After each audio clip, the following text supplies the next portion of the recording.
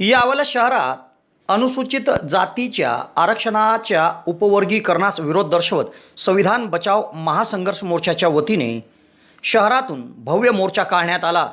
मंगळवारी दुपारी हा मोर्चा फैजपूर रस्त्यावरील कला वाणिज्य व विज्ञान महाविद्यालयाच्या समोरून निघाला व तो सातोद रस्त्यावरील तहसील कार्यालयाच्या समोर थांबवण्यात आला आणि तेथे या मोर्चाचे रूपांतर सभेत झाले।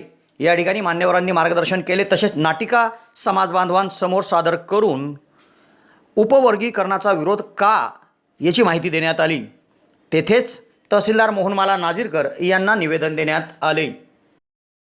यावलकरांसाठी आनंदाची बातमी। यावल शहरात प्रथमच खवय्यांसाठी स्वाद आणि गुणवत्तेचा अनोखा संगम घेऊन आले आहे 56 भोग स्वीट्स। एकाच दालनात आता राजस्थानी आणि पारंपरिक चवीचे अस्सल पदार्थ, खास स्पेशल कांदा कचोरी, दही चाट कचोरी, खमंग मावा जिलेबी, इमारती जिलेबी तसेच ड्रायफ्रूट मिठाईचे सर्व प्रकार या ठिकाणी उपलब्ध आहेत।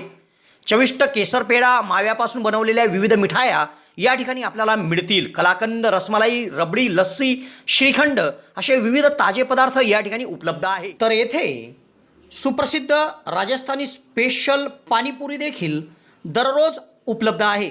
त्याचप्रमाणे या ठिकाणी वाढदिवसाला लागणारे विविध प्रकारचे आणि विविध फ्लेवरचे केक देखील आपल्याला मिळू शकतील। यावल शहरातील कृषी उत्पन्न बाजार समितीच्या संकुलात पंचायत समितीच्या समोर एक वेळ अवश्य भेट द्या। 56 भोग स्वीट्स, यावल।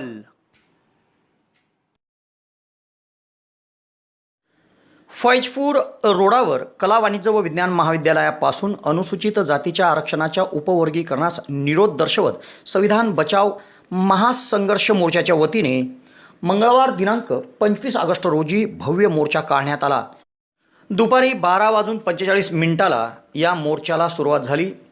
विविध घोषणा देत शिस्तबद्ध पद्धतीने हा मोर्चा अंकलेश्वर बऱ्हाणपूर राष्ट्रीय महामार्गावरून भुसावळ टी पॉईंटकडून बुरुज चौकापर्यंत पोहोचला। तेथून सातोद रस्त्यावरील तहसील कार्यालयाच्या समोर या मोर्चाचा समारोप झाला।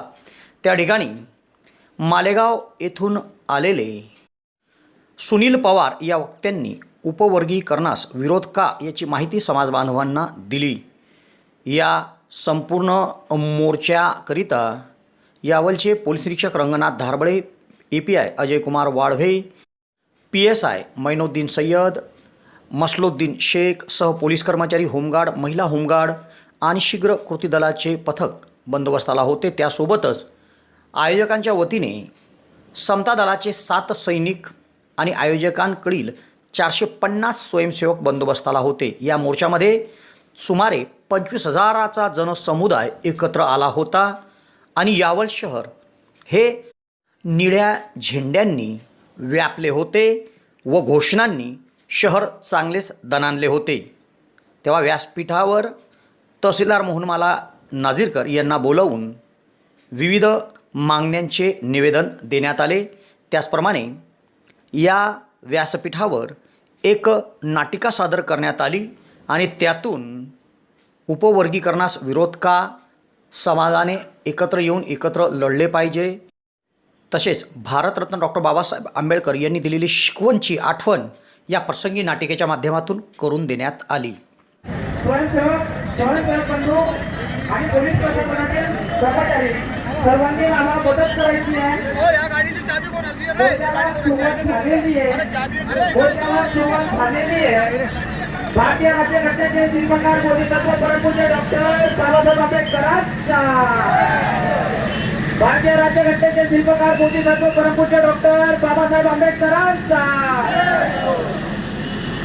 निषेध असो, निषेध असो, उपवर्गीकरणाला निषेध असो।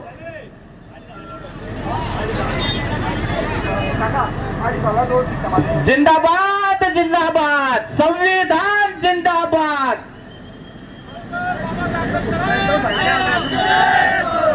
भारतीय राज्यघटनेचे शिल्पकार बोधिसत्व परमपूज्य डॉक्टर बाबासाहेब आंबेडकरांचा, क्रांती सूर्य महात्मा ज्योतिराव फुलेंचा,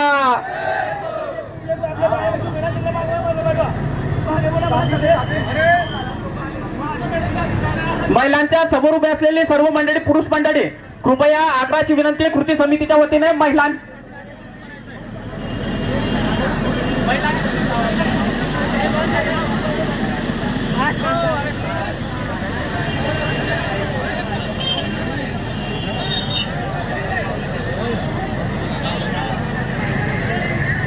हॅलो, महिलांच्या पुरुष मंडळी महिलांच्या पाठीमागे उभं राहायचं आहे. कृती समितीच्या वतीने मी तुम्हाला अंदाची विनंती करतो. डीजे वाले बाबू थोडासा आगे लो. जे भीमसैनिक महिलांच्या समोर आता उभे आहेत त्यांनी रांगेमध्ये शिस्तबद्ध पद्धतीने जिथे पुरुष मंडळी उभे आहेत तिथे जायचं आहे. भीमसैनिकांना आग्रहाची विनंती आहे.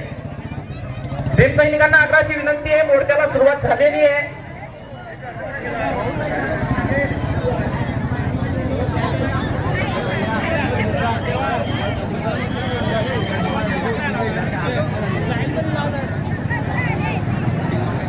पुढे रांधी हो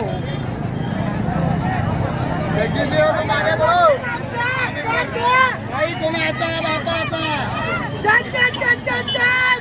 जय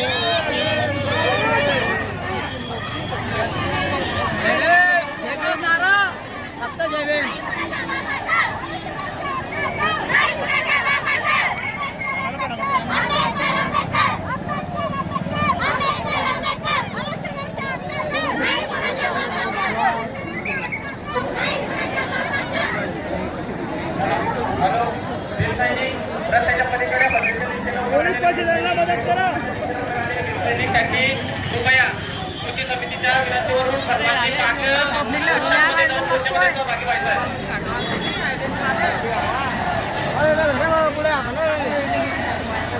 भारतीय राज्यघटनेचे शिल्पकार डॉक्टर बाबासाहेब आंबेडकरांचा भारतीय संविधानाचा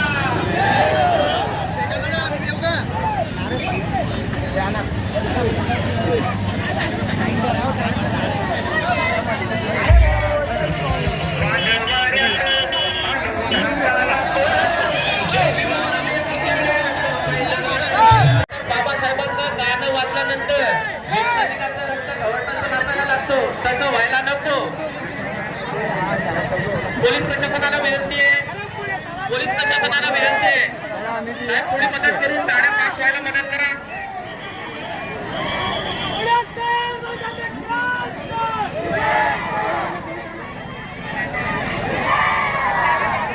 थोडी गाडी पुढे घ्या.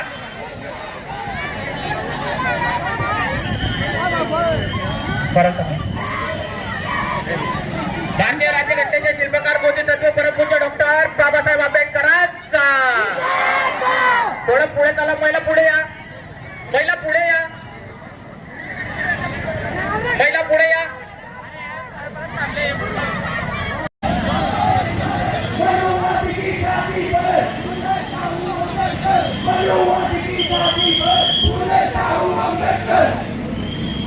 आंबेडकर आंबेडकर आंबेडकर आंबेडकर आंबेडकर आंबेडकर आंबेडकर आंबेडकर आंबेडकर आंबेडकर आंबेडकर आंबेडकर आंबेडकर आंबेडकर आंबेडकर आंबेडकर आंबेडकर आंबेडकर आंबेडकर मनुवाद की जाति पर मनुवाद की जाति पर मनुवाद की जाति पर बीजेपी के जाति पर बीजेपी के जाति पर देवेंद्र के जाति पर अरे चल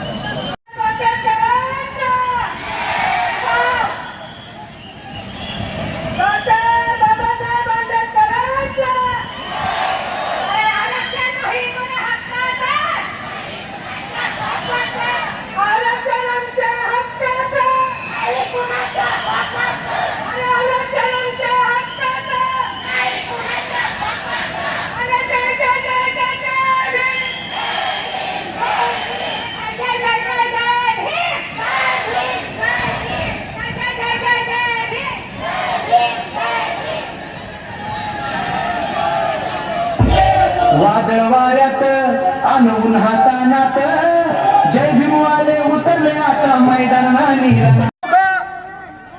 व शहरामधील संपूर्ण जमलेले माझे माता भगिनी व बंधूंनो,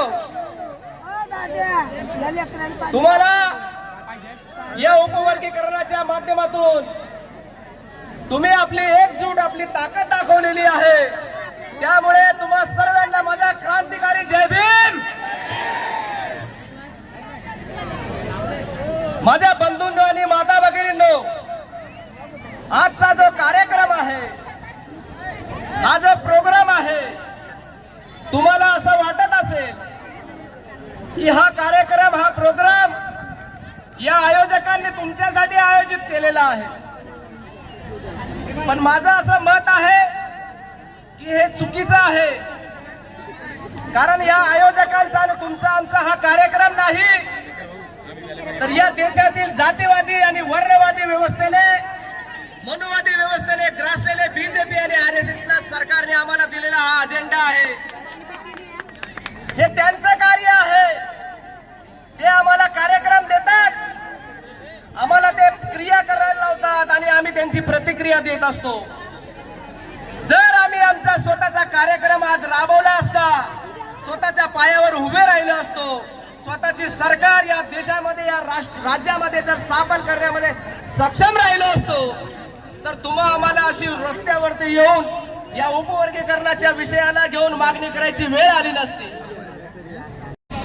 लोकसभेच्या निवडणुकीमध्ये या देशाचे प्रधानमंत्री नरेंद्र मोदी हैदराबादच्या एका सभेमध्ये जातात आणि एससी कॅटेगरीच्या ज्या काही जाती उपेक्षित होत्या, त्या जातींच्या समोर उपवर्गीकरणाची भाषा करतात की जर आम्ही पुन्हा बीजेपीचं शासन या देशामध्ये आलं तर आम्ही तुमचं उपवर्गीकरण देऊ, तुम्हाला वेगळं आरक्षण देऊ, असं प्रधानमंत्री नरेंद्र मोदी यांनी त्यांना सांगितलं. बंधूंनो, मोदींनी सांगितलं आणि आमच्या गवईंनी ऐकलं, अशी ती परिस्थिती झाली. आणि 1 ऑगस्ट 2024च्या सुप्रीम कोर्टाच्या 7 न्यायाधीशाच्या खंडपीठाने निकाल दिला.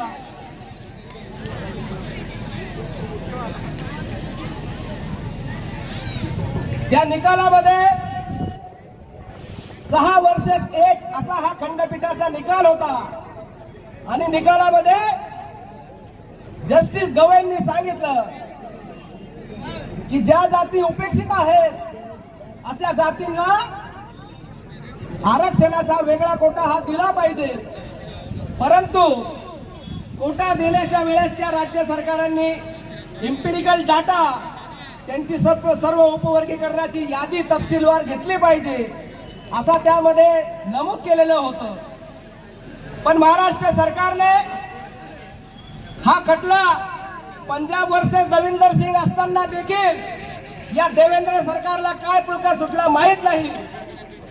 आणि देवेंद्र सरकारने निर्णय घेतला की महाराष्ट्रात आम्ही सुप्रीम कोर्टाने दिलेला निकाल तंतोतंतपणे लागू करू. बंधू आणि भगिनींनो, सुप्रीम कोर्टाने अनेक निकाल दिलेले आहेत. दलितांमध्ये इतर जातींचा विकास कसा झाला पाहिजे, त्यांना कोणत्या कोणत्या गरजा आहेत, पार्टीमध्ये फूट पाडून आरटी करण्यात आली. महात्मा फुले महामंडळाच्या ऐवजी लोकशाही अण्णाभाऊ साठे व इतर महामंडळे निर्माण करण्यात आली. तुम्हाला जर या जातींचा विकासच करायचा होता तर शासनाने या सर्व माध्यमातून विकास करायला हवा होता. पण शासनाने तसं न करता एकच घाट धरला की महारांपासून मागांना वेगळा कसा करायचं. विचार करा बंधूंनो, बाबासाहेबांनी तुम्हा आम्हाला बौद्ध धम्म दिलेला आहे आणि त्या धम्माला अनुसरून आम्ही पूर्वाश्रमीचे महार, आम्ही बौद्ध झालो. आणि बौद्ध होत असताना बाबासाहेबांनी सांगितलेल्या शब्दाला शब्दाने आम्ही प्रमाण मानलं. त्या प्रमाणाच्या आधारावरती आमच्या लोकांनी प्रगत्या केल्या. आम्ही मर्याई, मसोबा, बिरोबा, खंडोबा या सर्व गोष्टी सोडण्याचा प्रयत्न केला.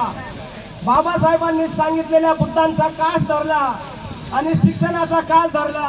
आम्ही शिक्षण घेतलं आणि शिक्षणाच्या जोरावर आम्हाला हे आरक्षण मिळालेलं आहे. लोकांना हाताशी धरून बीजेपीने हे आंदोलन, उपवर्गीकरणाचं आंदोलन पुढे चालवलं आणि आमच्या समाजामध्ये आम्हाला स्वतंत्र असं आरक्षण भेटलं पाहिजे असं त्यांनी बीजेपी सरकारला व देवेंद्र फडणवीस यांना त्यांनी साकडं घातलेलं आहे.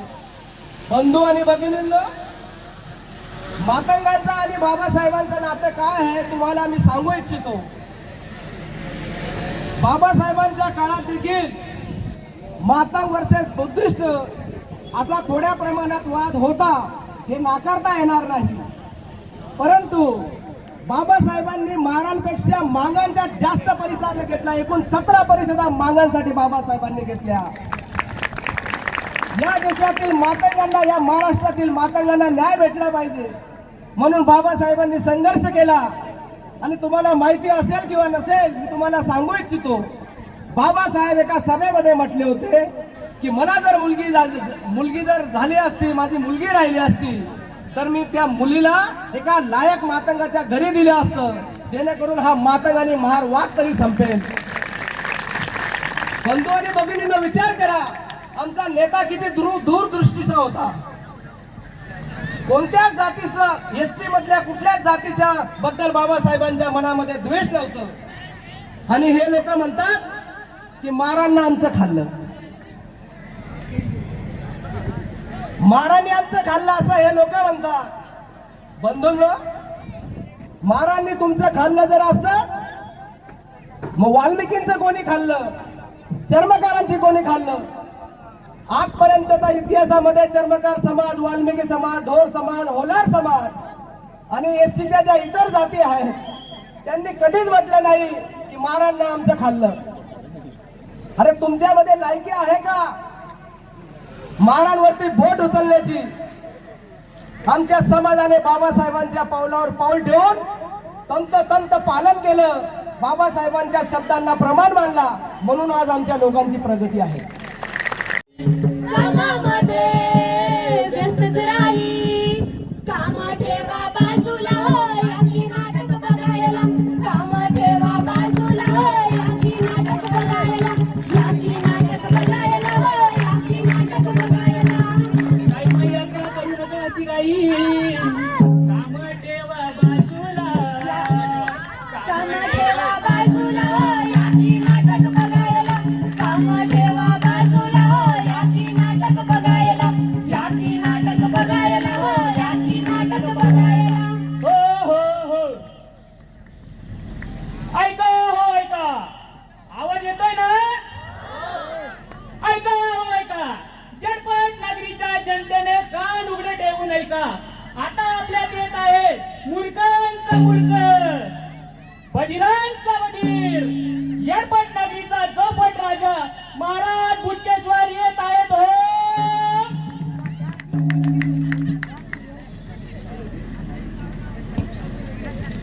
काय हो प्रजा, काय चाललंय माझ्या राज्यात? महाराज तुमच्या राज्यात एकदम सुरळीत चाललंय बर का? हो का? हो. हो, मग माझं राज्य तर एकदम आदर्श राज्य आहे.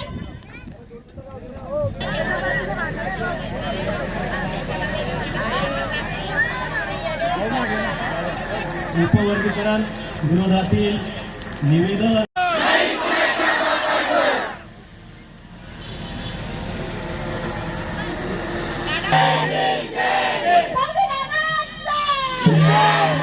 राज्यघटनेचे शिल्पकार परमपूज्य बोधिसत्व बोधिवंत ज्ञानवंत रत्नसूर्य महामानव डॉक्टर बाबासाहेब आंबेडकरांचा, शिवशाहू फुले आंबेडकरांचा. आपल्याला सर्वात मोठं शस्त्र कोणतं दिलंय?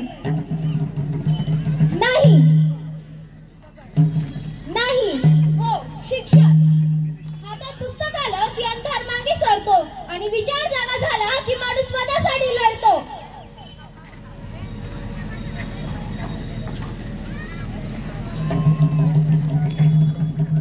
कसं वाटलं नाटक? कसं वाटलं नाटक आमचं? टाळ्यांचा आवाज आला नाही, खूप कमी आवाज येतोय. कमी आवाज आलाय तुमचा.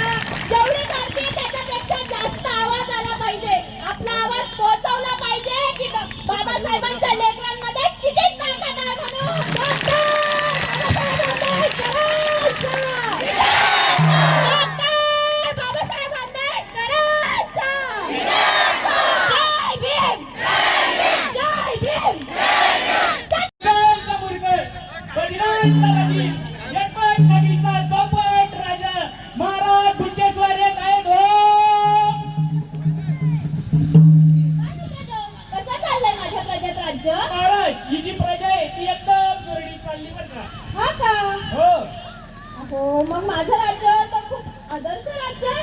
आदर्श म्हणावं लागेल महाराज, कारण तुम्ही चुकीचे निर्णय घेता, आम्हाला बरोबर म्हणावं लागतं. तुमचं राज्य एवढा आदर्श चालू आहे की इथे जर एखाद्याने प्रश्न विचारला तर त्याला विचारलं जातं तुला प्रश्न विचारण्याची परवानगी कोणी दिली? माझं राज्य एकदम आदर्श राज्य आहे. होय महाराज, एकदम आदर्श राज्य आहे. महाराज, बोला प्रधानजी. एक खूप मोठी अडचण झाली आहे. अडचण? महाराज, इथे खूप मोठी अडचण झाली आहे. अहो, कोणती अडचण? महाराज, इथे संपूर्ण जनता एकत्र आली आहे. हो, एकत्र? हो महाराज. मग जनता एकत्र आली की प्रश्न विचारेल, प्रश्न विचारले की प्रशासनाला उत्तर द्यावं लागेल, आणि उत्तर द्यावं लागलं तर काय? मग महाराज, उत्तर द्यावं लागलं तर प्रशासन काय करेल माहिती आहे? यांनाच आपापसात भांडण लावेल, आणि हे जेव्हा आपापसात भांडण लावतील तेव्हा सरकारचं काम बाजूला होऊन जाईल ना. म्हणजे हे आपापसात भांडतील तेव्हा राजा काय काम करेल? काहीच. बापरे, मग मला तर काहीच काम नसणार व माझ्या राज्यात मी काम नाही करणार व. आंबेडकर आंबेडकर आंबेडकर आंबेडकर आंबेडकर आंबेडकर आंबेडकर आंबेडकर. हा प्रश्न आहे त्या समाजाचा ज्यांना शतकानुशतक अन्याय अत्याचार सहन करावा लागला. हा प्रश्न आहे त्या पिढ्यांचा ज्यांना शिक्षणापासून वंचित ठेवलं गेलं, आणि ही गोष्ट आहे त्या संघर्षाची ज्यांनी आपल्याला संविधान दिलं. पण सामाजिक न्यायाच्या चर्चांवर प्रश्न काढताना पुन्हा एकदा महत्वाचा प्रश्न उपस्थित होतो, तो म्हणजे उपवर्गीकरण, उपवर्गीकरण, आरक्षणाचे उपवर्गीकरण. मला असं वाटतं की त्यांना असं वाटत असेल की उपवर्गीकरण केलं म्हणजे यांना सगळ्यांना समान संधी मिळेल. पण मित्रांनो, लक्षात घ्या, उपवर्गीकरणामुळे खरंच शेवटच्या घटकापर्यंत न्याय पोहोचणार आहे का? आणि पोहोचत असेल तर वस्तुनिष्ठ आकडे कुठे आहे? आणि आता सरकारला माझा थेट सवाल, तुम्हाला सामाजिक न्यायाचा आदर्श हवा आहे ना, मग पारदर्शकता कुठे आहे? सामाजिक न्यायाचा पारदर्शकता कुठे आहे? आकडे कुठे आहे? आकडे जनतेसमोर मांडा, निकष जनतेसमोर मांडा, आणि काय परिणाम होणार आहे ते जनतेला सांगा. हो, बरोबर आहे. मग त्यांचा परिणाम आपल्या हक्कावर नाही होणार का? मग आपण प्रश्न विचारायला नको का?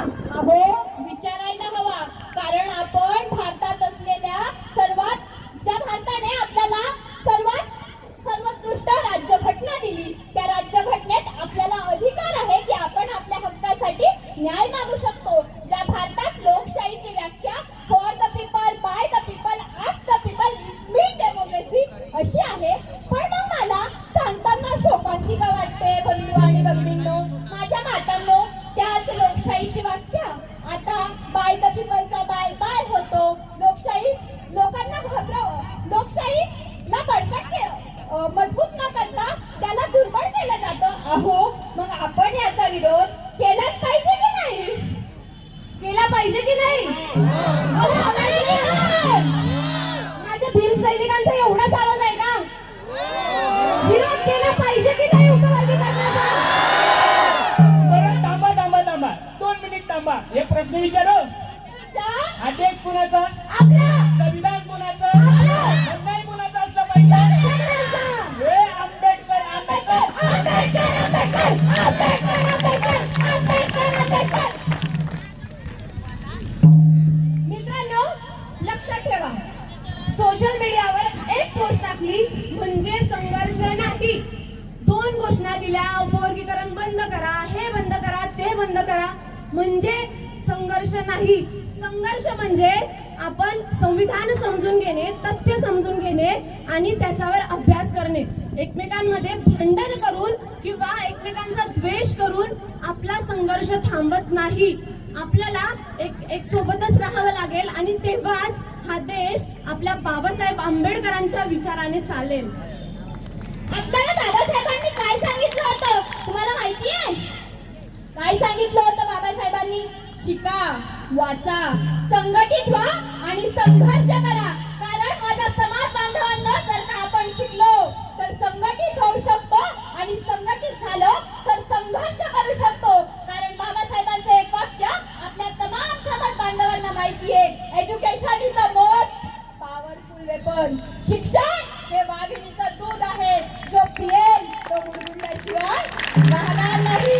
म्हणून आपण प्रत्येकानं शिक्षण घेतलं पाहिजे, संघटित झालं पाहिजे आणि या व्यवस्थेविरुद्ध बंड केलं पाहिजे.